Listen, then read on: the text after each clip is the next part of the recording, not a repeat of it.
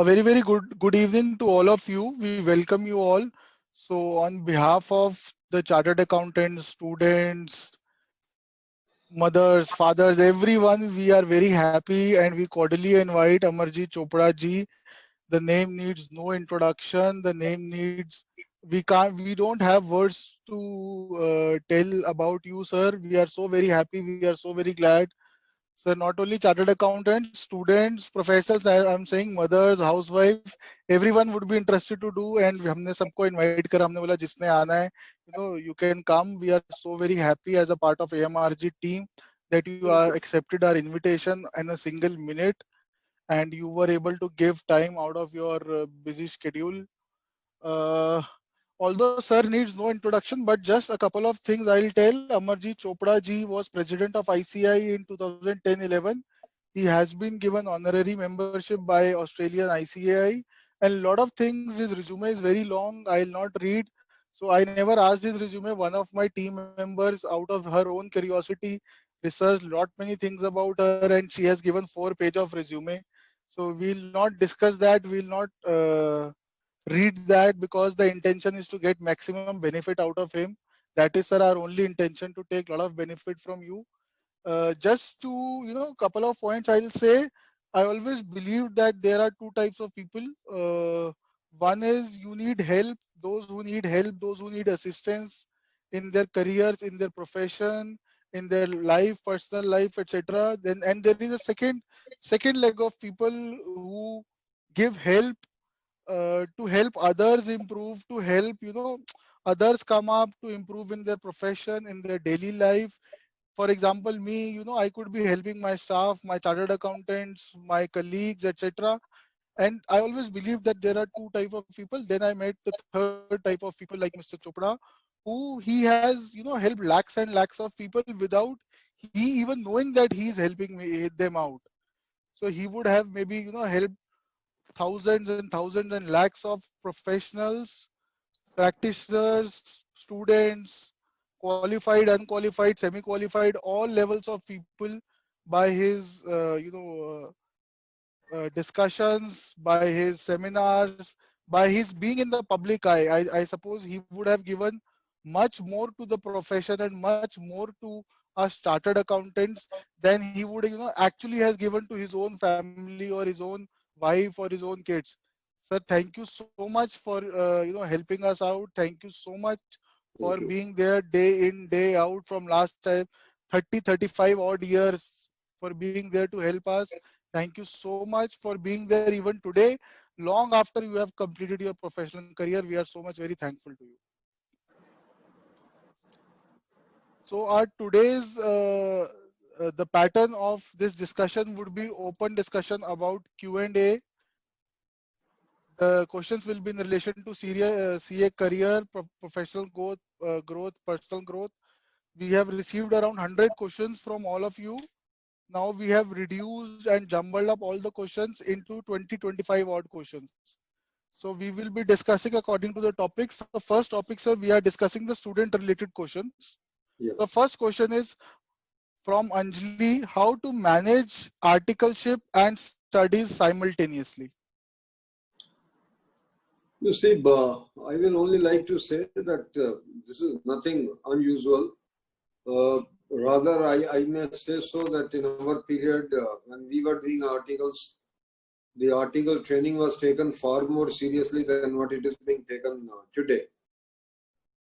And even at that time, one used to study. I think if you can study for 2 to 3 hours a day, you can always mix up your, you can balance your articleship with the study part. The unfortunate part is that most of the students feel that they will enjoy the study leave around the examination time, and then they will like to clear the examination. I think that is where the problem lies. You must have a continuous study pattern. You can even study for an hour. And if you are focused for 1 hour, believe me, that 1 hour is good enough for you to really take care of it. But whatever you do, you must fix a target for every day, that what topic you have to cover or what subjects you have to cover, And I think you have enough of period even during the articleship to clear. Now, in our times, the articles and the intermediate and final examination used to go together. Now you enter the articleship after having completed at least one group of the intermediate. So I think it's not that difficult. It's more of a mental block than anything else. No, but sir, if you have said this, so you are saying 1 hour a day. My students or my articles in office say they study at least 4 hours in coaching every day. From morning 6 a.m. to 10 a.m. they are in coaching, and a very senior teacher. I can only, I have nothing against the coaching classes. Let me be pardoned for saying certain things. You see, this over-reliance on coaching classes has done more harm to the students than doing something good. Of course, I personally feel institute has been responsible for certain things. Institute should have actually started the classes long back. We did start it in 2011, 5th of January, but then the next presidents probably didn't consider it worthwhile. We had implemented the CPT coaching at about 35 centers at that particular point of time, and one had hoped that probably the successors will be able to take it forward. But somehow or the other, it was not. And now, of course, it has again regained the entire thing. And now that impetus has been given to the coaching classes by the institute. And now these classes are not clashing with your training also. You see, once you are taking the classes with some of the coaching classes, if you have to, you say that you have to take the classes from 6 o'clock to 10 o'clock, it means at what time do you wake up? And at what time do you start? And then you have the tension that you have to reach the office also. I think let's be at peace. Let's be cool and calm and do the work. In the evening, if you want to do the classes, say from 6 o'clock or 6:30, it's fine. Say up to 8:30 or so. Don't just burn yourself out too fast. I personally don't believe in that.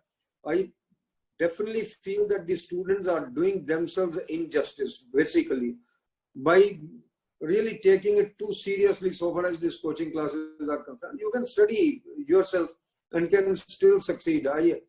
After all, exams in our times were also difficult. The result was 3 to 4%. Now the result is much better. There is no doubt about it. And at that time, there used to be virtually no coaching classes, and you had to study on one's own. And I can tell you, you save so much of time so far as commuting, etc. is concerned. Now, of course, the virtual classes have started, and that commuting time is no. I feel pity for the students, very frankly, because I think they are loaded with too many things at the same time, and they have no time to enjoy the life. So you mean to say, sir, next question is exactly the same, that student can pass a CA final course through self-study only.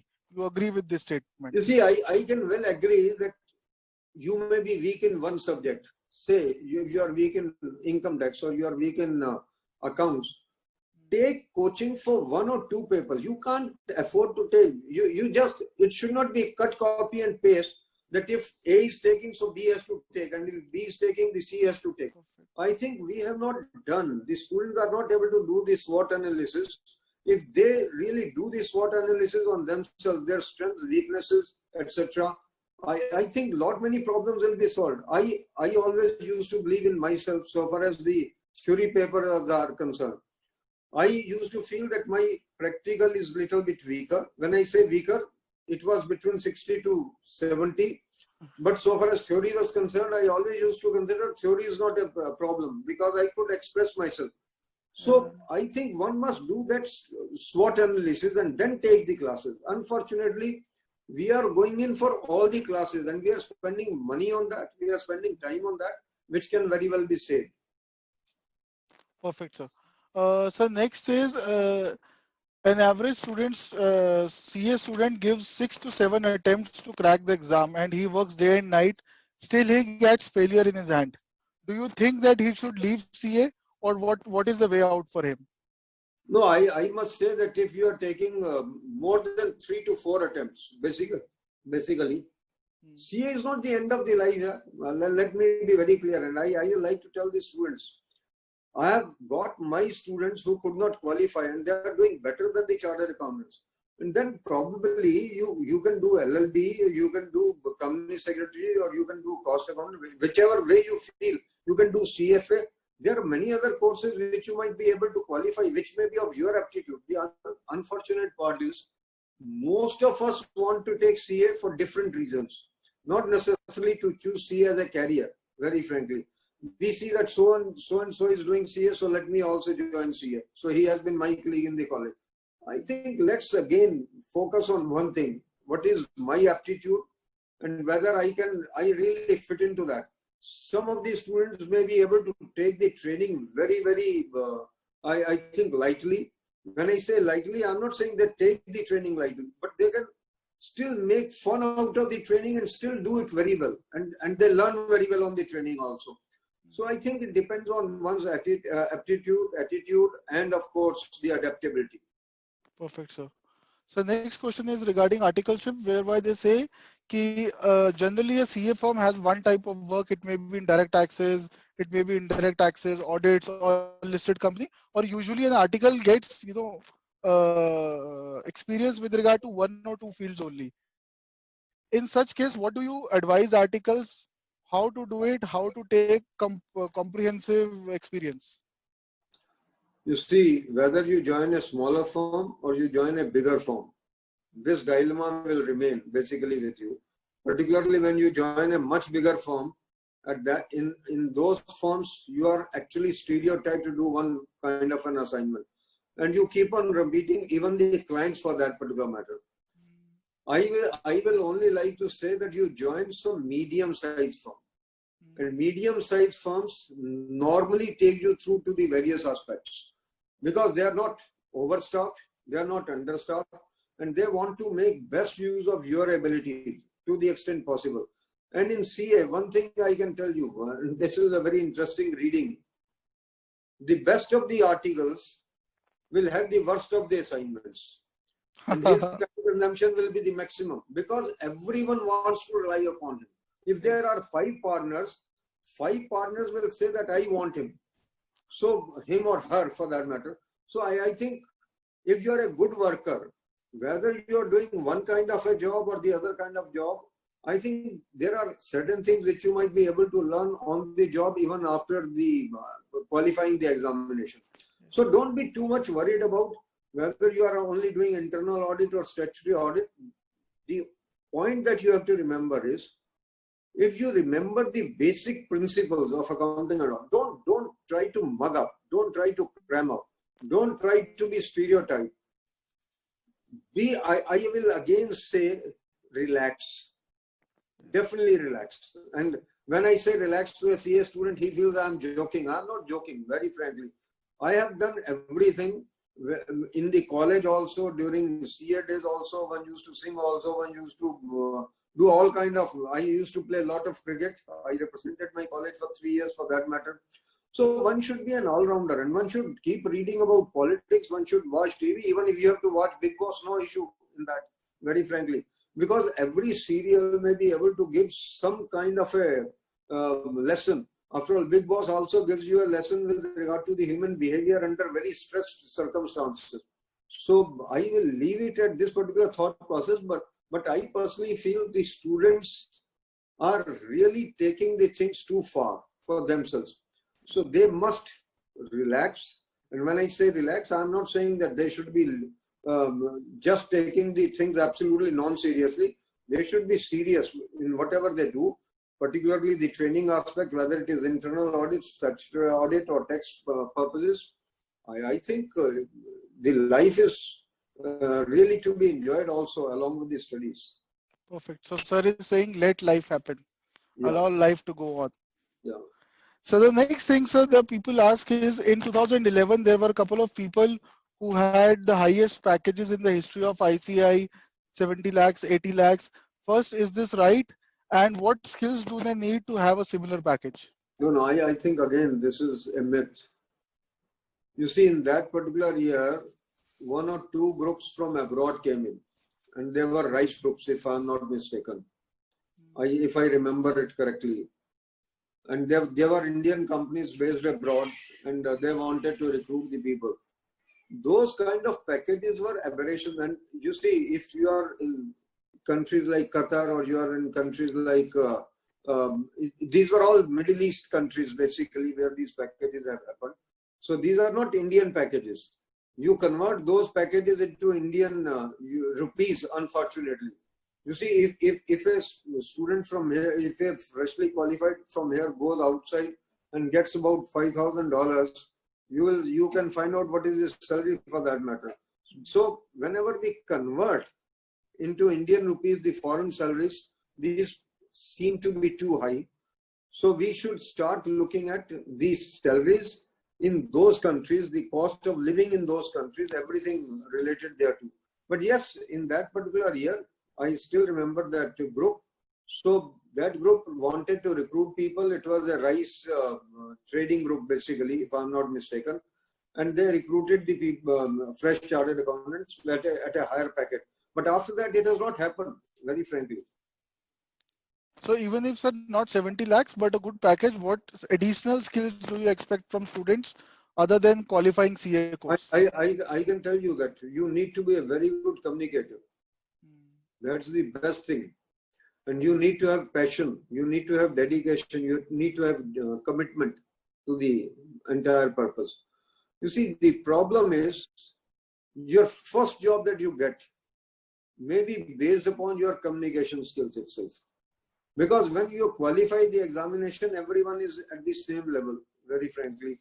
Everyone has done accounts, everyone has done auditing, everyone has done taxation.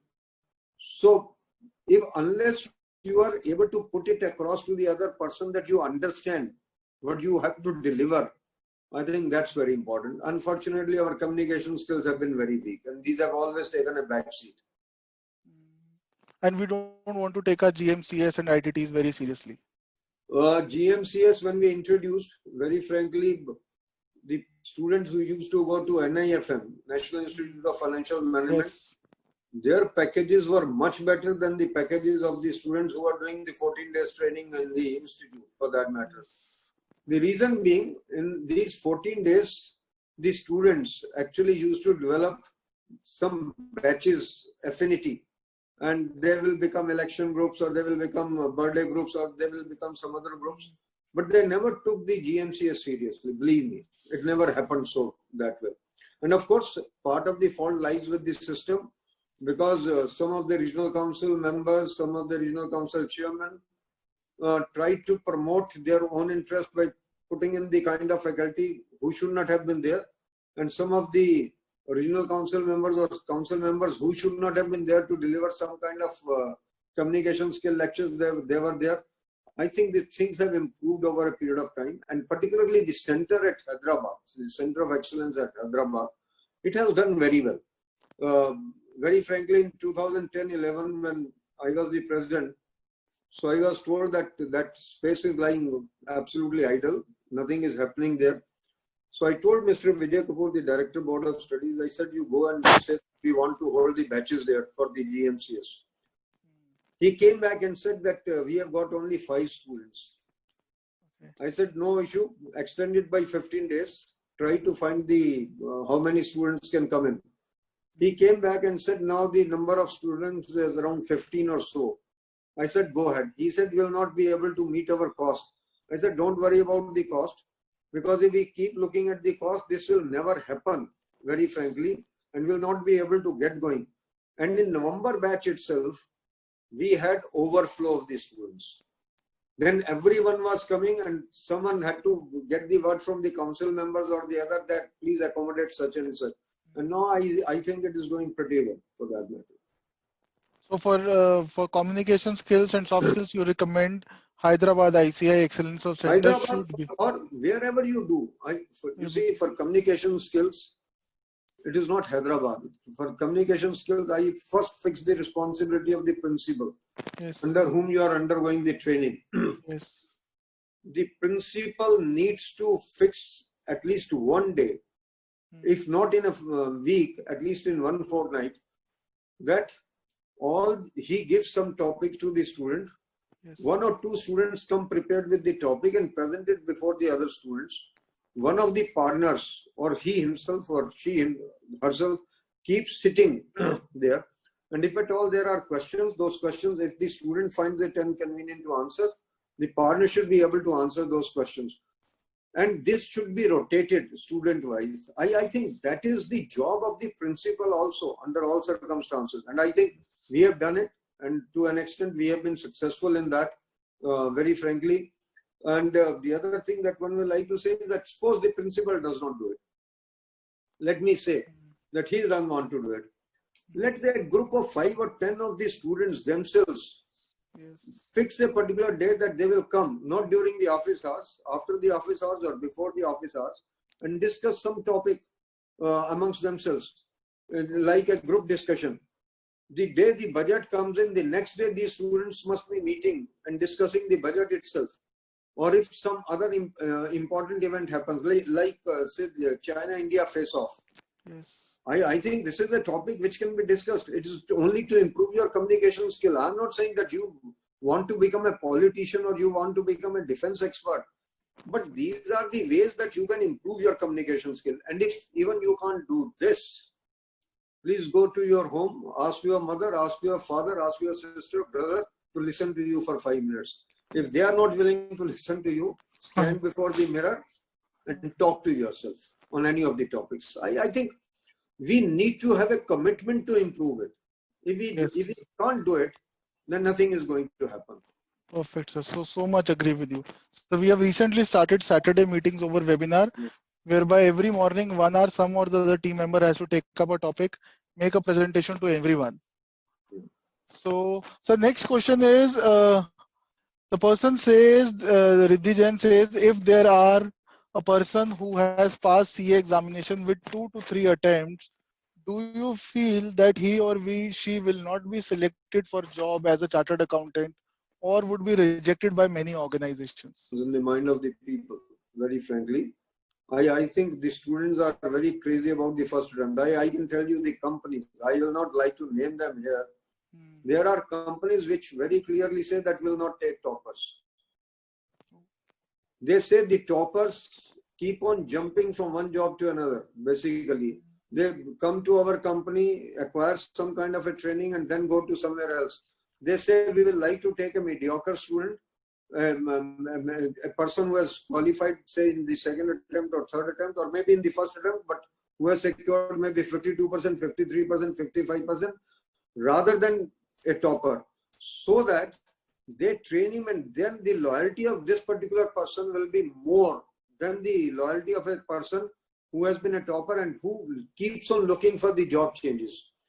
And then what they do when this topper wants to come to them again at a later point of time, having gone through 3 or 4 other companies, at that particular point of time they take him.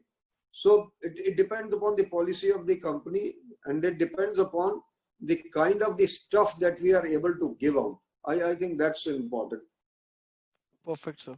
Yeah. So the next question is with regard to how is CA profession different for women than men in today's era in terms of challenges and opportunity? I think that difference has gone away, if you really ask me today, to a very large extent. When I did my CA, I think in entire Delhi, there could not have been more than 2 to 3 girls doing CA, or maybe 5 probably. And in the entire country, there would not have been more than 100 or 150 students pursuing chartered accountancy course. Today, we have more than 25% women members. Please try to appreciate that. And we have almost 40% girl students. And I think this is one thing which has happened to the profession and which is very good. Very frankly, they have brought in a lot of subtleness in the office operations. Language in the offices has improved. Attendance has improved in the lightermen, if at all I have to say. And today, we have a very large number of the women who have actually become the chairpersons of the various regional councils or of the branches. A very good number of the, and at least I have worked with two of the lady members in the council, and now of course Kamisha Soni is there. And if you look at the company secretary side, already there have been 2 women presidents in that particular institute. And who knows that you may have a lady president soon. Sure. So just to add on this, she also asked that there are a couple of firms who does not allow women to be their partners or directors or serve as senior level. They all, they don't promote them. And besides, at many places, women are paid less as compared to CAs. As compared to men? Do you agree with this with regard to CA profession? At least in Big Four, I find many women partners, and they are at par with the men. There is absolutely no doubt. There could be certain, I will not like to say, the people with some narrow-minded approach who may not like to take women as the partners, or who may not like them to travel. It depends upon the women also, whether they want to travel or they don't want to undertake travel. You see, the problem where it comes is, when you talk of the opportunities for women, it should not happen that women qualify and after that they say that we are not mobile, we cannot travel. Because if you want to actually grow in the career, if you want to grow in life, ultimately you have to be mobile and you will have to undertake the travel. If you want to be at par with the men, then whatever men are doing, you will have to compete with them. If you are not willing to compete yourself, then you can't blame the system later on. That has been one of the factors. I can tell you, we have almost 15 girls actually as our articles today. In some of the cases, the parents don't allow them to travel outside.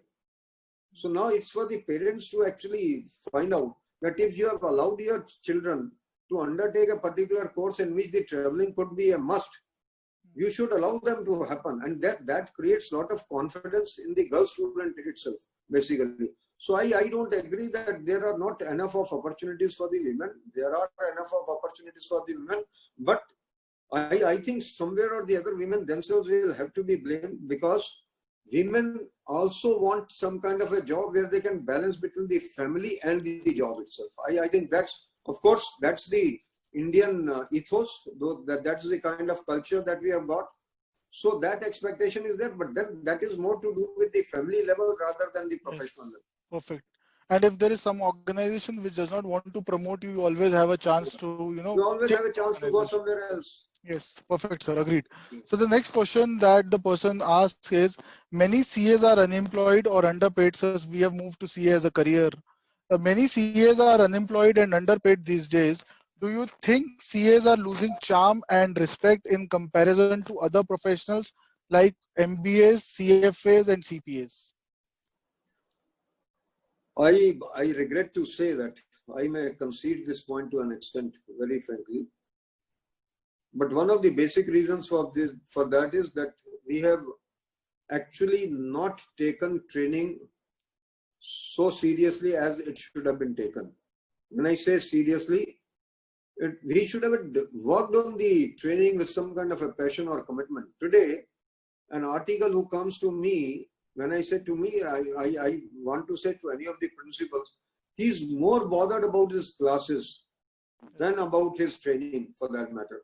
And I can tell you one thing, unless you have undertaken the training seriously, you continue to have some kind of a disadvantage. You can be sure about it. And I will only like to say that I have come across many situations where a person who has qualified as a chartered accountant, but he comes to you, he talks about a particular accounting standard or auditing standard, but the moment you ask him to apply it, he is found totally wanting there. So I think this underemployment has many things to do with that. If you have joined a firm, which is medium-sized firm, and you have learned the work properly, I think then the underemployment or underpayment does not happen. But so far as unemployment is concerned, I will only like to say one thing very clearly, that unless the economy grows at about 5 to 6% minimum, there are chances of the unemployment. I will not say that each one will be employed. So the reason being that our growth of the profession is directly linked with the growth of the economy, Yes. without doubt, whether in job or in profession. Now, after COVID-19, people may find themselves in a very different kind of a state. Yes. And that is true for any kind of profession. I think some of the MBAs might also be out of job after this post-COVID period. Some of the engineers might be out of the job post-COVID period. Because if the economy does not grow, अगर आपकी अर्थव्यवस्था नहीं चल रही तो कुछ नहीं चलेगा. That you can be rest assured about it. And other point is, if you appear for an interview, you don't have the communication skills, you don't have the written communication skills, you don't have the training to back you up, I think there are problems. But yes, I concede one point, and the other point that I will like to say is the mobility. Rajat, I don't know whether you know it or not. When I started contesting election in the regional council, in entire Ambala, there used to be not more than 10 chartered accountants. Now today there may be more than 350 chartered accountants, very frankly. But people don't want to move out of Ambala. Yeah. They feel that getting or earning maybe 50,000 rupees in Ambala is better than getting about 70,000, 80,000 rupees in Delhi. Now, if you are not mobile, what is going to happen is that your next job from 50,000 will be 55,000 rupees or 60,000 rupees. And from 80,000 rupees, it could be a lakh of a rupee. So that problem also comes in somewhere or the other. So I think mobility is one of the very important, and all these Mufassil towns you talk of, you think of any Mufassil town for that matter. Well, in the entire north, in entire central region or anywhere else, Maharashtra is more developed. So in Maharashtra, the unemployment is much lesser. But in central region, there is not so much of growth so far as industry is concerned, except in Noida for that matter.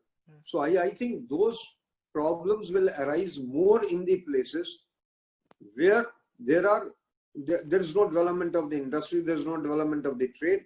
But if the member is willing to be mobile, whether it's a girl or a boy, I think he or she will not be unemployed. That much I can tell you. Perfect. So survival of the fittest. You always need to compete with everyone, not only among with your fellow chartered accountant, but also with MBAs, CFAs, CAPAs. You need to add value to your client, to your employer. Perfect, sir. So next we move towards a lot of questions about work. How to make a great first impression at work by Anjali. She wants to ask this question. I think Anjali had asked that question earlier also. Now, how to make the impression? I think one is your outfit. Very frankly, your dress code also makes a lot of difference. I can tell you, when we were doing articles, that those were the heydays of Rajesh Khanna, if you ask me. And we could go to the offices in kurta with the jeans. But then came the son of Mr. Mehra, who was my principal actually. Mehra Saab ka jo beta tha, wo England se aaye. And the first thing that he did was that he circulated a dress code for everyone. And the dress code was that you can wear sleeveless, you can wear the shirt, but if it is full sleeve shirt, then you cannot roll up your sleeves. You have to button your shirt. And believe me, ever since then, either I will wear a t-shirt or I will wear the full sleeve shirt with the absolutely buttoned, irrespective of the heat outside or inside, basically. And then he said that nobody will come in chappals, nobody will come in sandals, everyone has to come in shoes. And then he talked of wearing the tie also, for that matter. So that became a culture in the organization, and that really helped, and that really built some kind of an impression, particularly when you go to a client's office. I think if you go in absolutely informal kind of a dress, you are taken the other way around. But if you are wearing a formal dress, you are taken the other way around. I have seen our chartered accountants, fresh chartered accountants, appearing in interview with absolutely yellow shining shirt, red tie, absolutely shining, and absolutely shining blue pant down. I think that's not the way you have to appear for an interview at the end of the day. So when you go to any office, the first thing is your own mannerisms, your way to interact with the people. You cannot be too aggressive, you cannot be too defensive, basically. I think that's you cannot be showing to the world at large that you know everything and the others don't listen, and the others don't know anything. You have to be a patient listener. I think that's the key to entire thing. In our case, what has happened is that people tend to be aggressive. I have seen many group discussions happening, and one or two of the chaps will feel that they have to be aggressive and they have to seize every opportunity and will not allow the others to speak. It is taken negatively. It is never taken positively. So when you go to a workplace, first, your attire should speak that you are a professional. And the second thing is your behavior with your colleagues. And of course, your respect to the seniors, that also has to be there.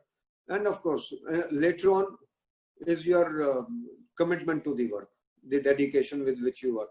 If you have been given a work, then the principal won't have to ask you that whether it has been completed. You have to complete the job and go to him that, yes, sir, I have completed the job. What is the next job available to me? I think that's the way to go on. Perfect, sir. Perfect. Sir, one of my friends used to do work in GSA, and he told me one fine day he came with a buttoned, full sleeve shirt, and it was rolled up. Somehow he said, God knows, pata nahi kya hua, and he had to come to your office for signing off some document or something. He said you didn't even listen to him. You asked him to go back to home. He said there was an important meeting. You said no worries, no meeting, no client, no work, no nothing. Go to your home, just roll it down, bring a new shirt, and then come to office. Don't come to office like this. So this is the level of commitment that you expect from your articles also. That is a great thing, sir. Next thing is, so tips on delivering quality work when under time constraint. So Indrani asks, my boss always tells me to, give a work of 5 hours or 3 hours in half hour or 1 hour.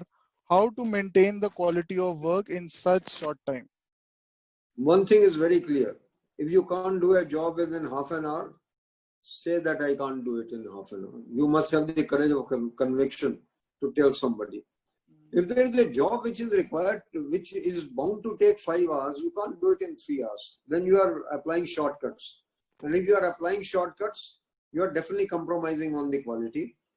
You see, I can well agree on in certain cases that you may feel that this particular standard is less important to be complied with, and you have applied the analytical procedures, etc. The best way to do a qualitative job is to apply the analytical procedures correctly, basically. If you are even auditing, in the audit, if you start comparing the last year figures with this year's figures, and then get into wherever the abnormality arises, then you get into that. It can be by way of ratios also, or other way around also. I think there is a way to do the job. But one thing is very clear, that for the sake of brevity, you cannot compromise on quality. There's no way that you can do it. I think quality has to be retained. And as I said to begin with, you must have the courage of conviction of telling your senior it cannot be done in 2 hours. It has to be done in at least 3.5 hours or 4 hours. I can deliver to you, but then it will be a kacha pakka kaam. Then you are responsible for it. I'm not responsible for it. Perfect, sir. So a student asks, can you give us some tips for starting our own practice, and what is the right time to start a practice after qualification of exams? No, this is the most difficult question which has been asked of the lot so far. See, there are certain mistakes that we committed. Very frankly, I'm a first generation chartered accountant in the family. All others are engineers, including my son for that matter. All my brothers are engineers, my jijas are engineers. And I am the odd man out in the family. So we committed certain mistakes, if you agree with me. See, our training does not prepare us necessarily for the practice altogether. So what is important for you is to go back to the classroom somewhere else. Learn it hard way. work with one of the senior firms for a period of about 2 to 3 years minimum, and then come back to practice. Why I'm saying so? The reason is that when I straightway jump to practice, I do not know how to handle a client. I do not know even how to fix the fee. If you ask me, the client will ask me what kind of professional fee you will charge. You will say, don't worry, sir, that we'll see. No, nothing of that sort. The fee has to be fixed, and the payment terms have to be fixed. When these I will be paid in respect thereof. But one thing I will say, once you have accepted a particular assignment at whatever rate you have accepted, even the most stupid low rate you have accepted, after that, don't go back to him that it is a low rate assignment, so I can't do a quality job. Give a quality job to the person concerned. But then the question is different. The question is, when can we start the practice? I personally feel ideally go to a senior firm, come out of it after about a period of 3 years or 4 years, whenever it is you feel it convenient to yourself. You will have when you feel that you have the confidence to handle the client independently, when you have the confidence to bargain with the client independently, when you have the confidence of really looking at the checklist and complying with that particular checklist of the work that you are performing. And the other thing that I would like to say is that many questions have been asked in different seminars, whether we should go into partnership or proprietary or some other form. I will only like to say one thing. If you want to do a practice in which you want to render every kind of a service under one roof, get into partnership. But if you want to specialize, say in FEMA, you might be specializing in GST, you can do it even as a proprietor. It doesn't make too much of difference, and you can recruit chartered accountants under you. But if you want to do audit also, you want to do tax also, you want to do certain other things also, and you want to develop a multidisciplinary firm, in that case, you definitely need to have a partnership firm. There's no doubt. And I will only like to say, don't get into partnership with too much of a senior person. Don't get into partnership with too much of a junior person. Your age, like maybe a difference of 3 years or 4 years or 5 years, that's okay with you for that matter. And you then firstly decide that whether you want to get into partnership or you want to do the networking to begin with. But don't start 10 by 10 shop. Don't start 10 by 15 shop. That when I say this, if you have an office of 150 square feet, I think when the client enters, your fee is fixed accordingly. And if you are, say, 5 of you either get into partnership or 5 of you do some kind of a networking that will buy a common space, will have a common staff for that matter. And if you, in that case, rent out a premises of, say, 2,000 square feet or 1,500 square feet, when the client enters that premises, your fee is fixed at a different level altogether. And then the economies of scale. If you are operating with 5 of the persons together, maybe they are only having the different cabins, and of course they may be carrying on their own practices, but you have only one receptionist, you have only one PM, you have all other facilities being shared. I think the remuneration of one of the partners is taken out of that itself, out of those economies. And you are supposed you want to you also undertake tax, he also undertakes tax. But you don't want to go to income tax department today, and you only want to seek a date. The other person who is going to income tax department can seek a date on your behalf. Look at the saving of the time. Look at the saving of the cost in transportation. I think all these factors have to be considered. But I will say it will all depend upon. There's another very important factor that you need to be careful about. Whether you want to come into practice straight away or after a few years, it will depend upon your family circumstances also. You see, if your family requires your support far more than what it was required otherwise, suppose your father is on the verge of the retirement, the sisters, the brothers are still to get married, you have a responsibility to share, get into the job. But if you are born with a silver spoon in your mouth, that you can actually wait for the gestation period to be over after 3 years, start the practice straight away. It doesn't make much of the difference, basically. But then get into partnership. That's my mool mantra. If you want to grow in your life, get into partnership. And one of your partners should be good at marketing.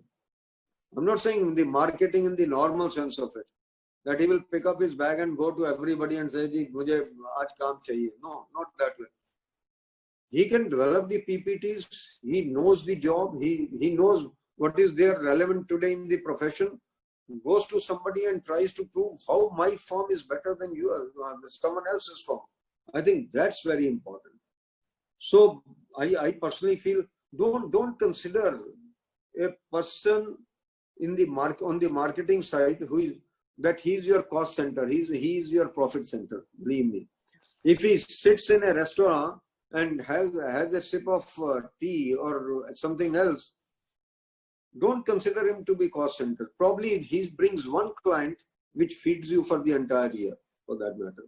So I leave it at this thought process. Perfect, sir. Perfect.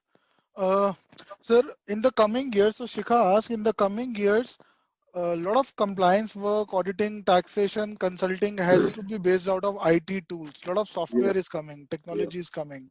Yeah. Do you think as a chartered accountant, we are not at the right place at the right time, and what is the skill set to be required by a chartered accountant in such a scenario? Rather, I must say that we are not in the right times. You are in the right times.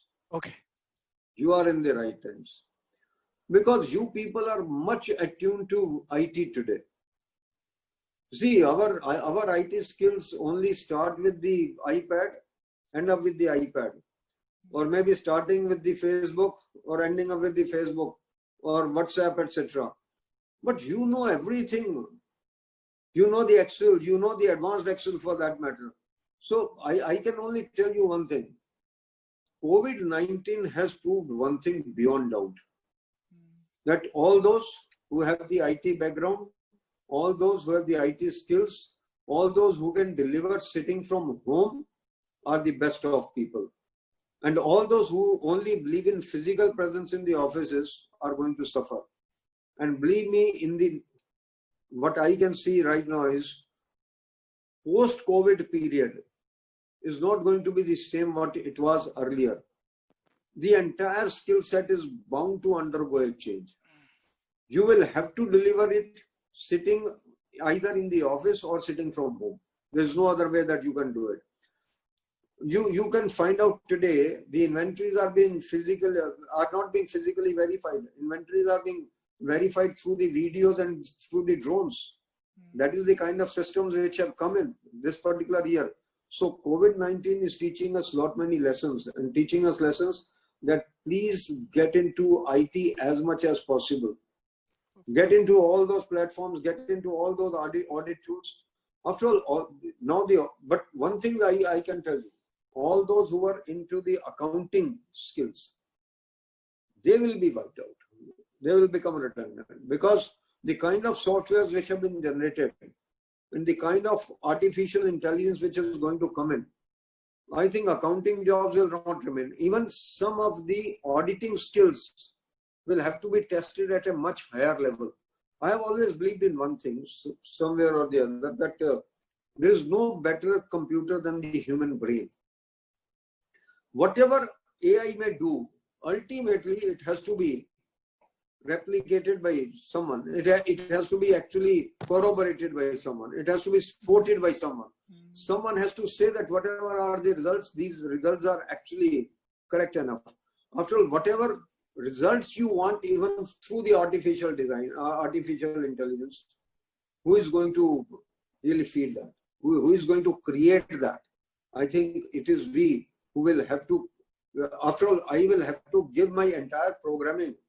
I will have to tell what is my expectation from artificial intelligence, even whether I want the project report to be prepared or whether I want the analysis of the project report, whether I want the analysis of a restructured proposal. All this I will have to feed. So my analytical skills are going to be very important. Besides, of course, whatever is you can say the cursory work, which any person will be able to do through the calculations, etc. That may be done through the artificial intelligence. But the real test will lie with the human brain only. So don't be too afraid of the actually the IT systems. I think IT systems will take away the accounting job, but IT systems will not be able to take away your audit jobs. No way it is going to happen. Because you have to get behind a particular transaction. You just don't look at a transaction as such. You go much beyond that particular transaction and try to find out what has happened. So I think that's important. But sir, do you believe compliance will also go down? A lot of firms are also doing compliance work. The compliance work may go down to an extent that human intervention may be lesser. Yes. So it will be more software based. More software based. So we mean to say accounting jobs and compliance work will go down. Yeah. Auditing and consulting will remain same. And I can tell you one thing. It may sound to be too harsh, but the fee levels will come down. Because your commuting time is going to be reduced, your transportation costs are going to be reduced, so the client will automatically bargain with regard to it. So right. You can be sure about it. So right, sir. So right. So he has also answered, sir has also answered what is going to happen post-pandemic. We'll not be taking that question. So now before having our last question, there are two very interesting questions that Neha has asked. Why do you choose CA? So we go to these two personal questions. Why do we choose CA as your career? What does it take to become an ICAI president? When will you consider? So do you consider yourself a success? These are the 2-3 questions that I will start with the last question first. You see, to me, what is more important is not success. To me, more important is fulfillment. If I'm interacting with you, if I'm still delivering lectures, I have a sense of fulfillment in doing it. It gives me some inner satisfaction to do that. Success is something else. Success should never be allowed to go to your head, very frankly. What is most important in someone's life is that you should be rooted to your grassroots. I think that's very important. And you should never be arrogant. You should never be overconfident. Never overstep that, basically. Your failure starts coming the moment you become arrogant or you become overconfident. So my humble request to you all is, be rooted to ground, be a patient listener. Don't cut, copy and paste. If the other one has got Mercedes, you may have Mercedes maybe later. Or even if you don't have Mercedes, the life is not going to change. Perfect. So distinguish between success and fulfillment. I always consider Azharuddin to be successful, but not fulfilled. Whereas Sachin Tendulkar or Virat Kohli may be ultimately fulfilled. I think that's how I look at it. So Rahul Dravid may be fulfilled. Very frankly, the Lakshman, I talk more about cricket. VVS Lakshman may not have been as successful as Virat may be, but he had his own fulfilling moments. I think that one moment which comes in your life, which gives you tremendous satisfaction, I think that you should never lose in your life. It can be by way of helping somebody. It can be by way of teaching somebody. It can be by way of removing somebody's problems. So whichever way you look at it. But I think that's very important. The people who have actually been warriors in this COVID-19, yes. I think that will be a great sense of fulfillment to them. They may not consider it to be success, but it is a great sense of fulfillment. If you are able to cure somebody, I think what else is more important in life? So no tons of money can be worth that, basically. So the other point that you said, why do you choose CA as career? I never chose it. Let me be very clear. I have said very clearly, and I am being honest, humble in admitting one part. I am a chartered accountant by compulsion, not by option. If I had done well in my higher secondary, at that time it used to be higher secondary, that's 11th class, I would have been an engineer. Perfect. But I didn't do well. But that one minor failure, when I say minor failure, because if you didn't get that much percentage which should have taken you to engineering, that took you to commerce, And in commerce, I never looked back, very frankly. And it was not difficult to do CA. So I think it was destined. It was more of the destiny. It was the call of God that probably he had something much better for me in store rather than being an engineer. And having done commerce and having done CA, then one went on to become the president of the institute. And I always say that if I can become the president of the institute, anyone can become the president of this institute. The reason being, I'm a very, I call a spade a spade. And in the council table, on the council table, I never used to look at who is saying what. And then I will say, I used to say what I used to feel right. At times, you could be wrong also in your appreciation of the facts. But I never chose to side by anyone to really put forward or further one of the arguments. So I think that's very important. You have to be individual. You have to have your own individuality. I think that you should never lose out. And that takes you to the success levels, basically. So that's all I would like to say. And be truthful to yourself. And then have blessings of your parents. There is nothing more important in life than having the blessings of your parents. These are the two living gods on the earth, basically. You see, we keep on just spreading our hands and asking something from the God. And those two people from whom you don't have to ask, and they keep giving you everything. Before, they may not meet their requirements, but they meet each one of your requirements for that matter. उसको हम कुछ मानने को तैयार नहीं हो तो फिर तो कहीं गड़बड़ है ना. अगर उनकी दुआएं आपके साथ हैं, उनकी ब्लेसिंग्स आपके साथ हैं, आपके फ्रेंड्स की गुड विशेस आपके साथ हैं, I can tell you, no goal is unachievable. You can attain any goal in your life with the blessings of the parents. That's all that has been my experience, very frankly. And have faith in him. उस पे faith तो करना ही पड़ेगा ऊपर वाले पे. कोई चीज destiny में है. कई मैं इसलिए जब बच्चा फेल होता है ना, वो he or she is very upset. मैं कहता हूँ upset होने की जरूरत नहीं है. Maybe he has got much better timing for you, very frankly, to give you a particular thing.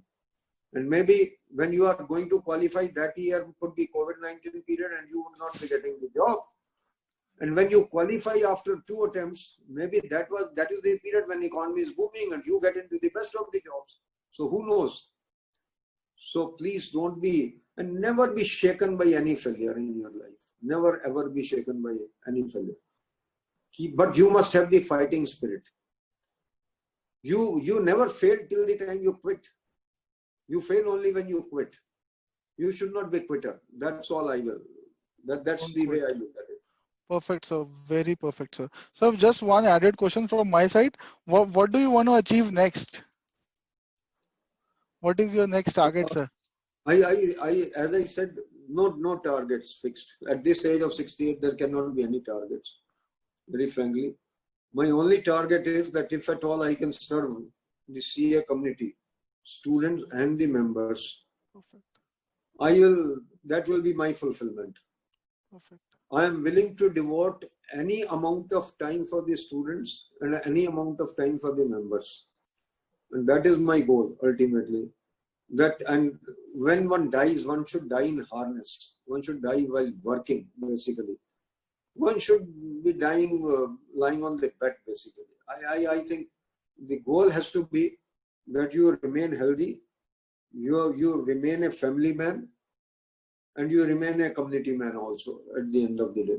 That's the target, nothing else. And I can tell you, you said something to begin with, that my time that I've devoted to my family. I think the three, of course, my parents also had to undergo some sacrifice for this. Yes.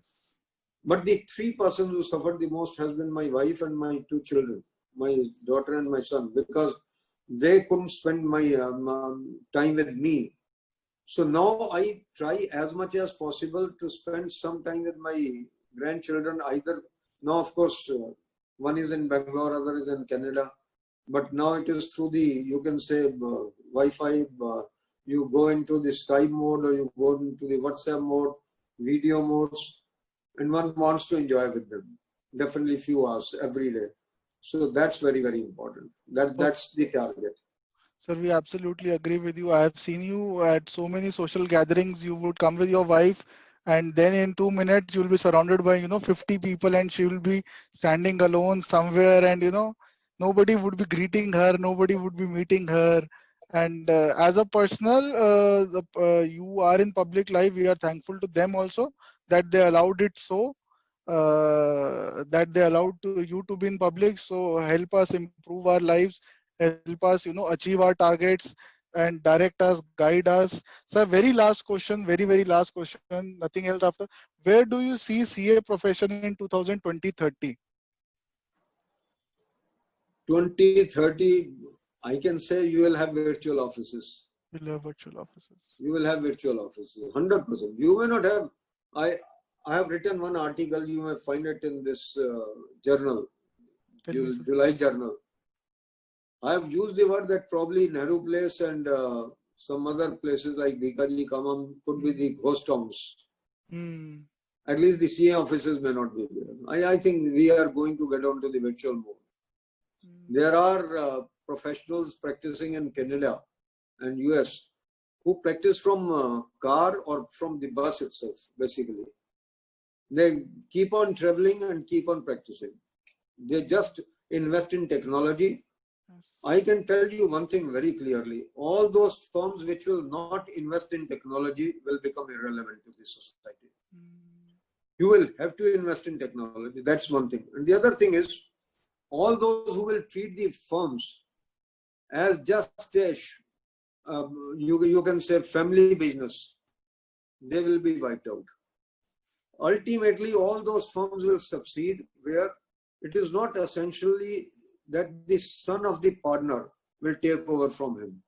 Probably a lower rung partner could take over from him, depending upon the skill sets, basically depending upon the merit of the person concerned. I have one advice for the youngsters, whosoever wants to get into the profession now. When you form a firm, please form a firm, but also at the same time do one thing. Get into an LIC annuity. Pay for the LIC annuity, get it disallowed in the income tax. Don't worry about that. So that you fix a date of retirement of the partner. Say a partner retires at the age of 60 or 65. The moment he retires, he gets a good amount from the LIC, basically. Lump sum and on a monthly basis also, for that matter. You see, about Big Four, the one thing that I like, I may have my own reservations about certain things, but one thing that I like is they carry it on professionally because their partners retire at the age of 60, 62, 65, depending upon, so that the next person in the hierarchy knows that he can take over from him. If you provide that incentive to someone, and I think like me at the age of 68, the moment I become 70, I touch 70, I should at least sacrifice part of my share. Now we are not in that stage. Because we never created that annuity. But part of my share should be sacrificed in favor of the junior partners. And at the age of 75, a larger chunk of it should be sacrificed for the junior partners. You may continue to oversee, that's all. You can be a troubleshooter, but you should not be the active one. You should not be participating into day-to-day activities, and leave it for the youngsters to do it, take over from you.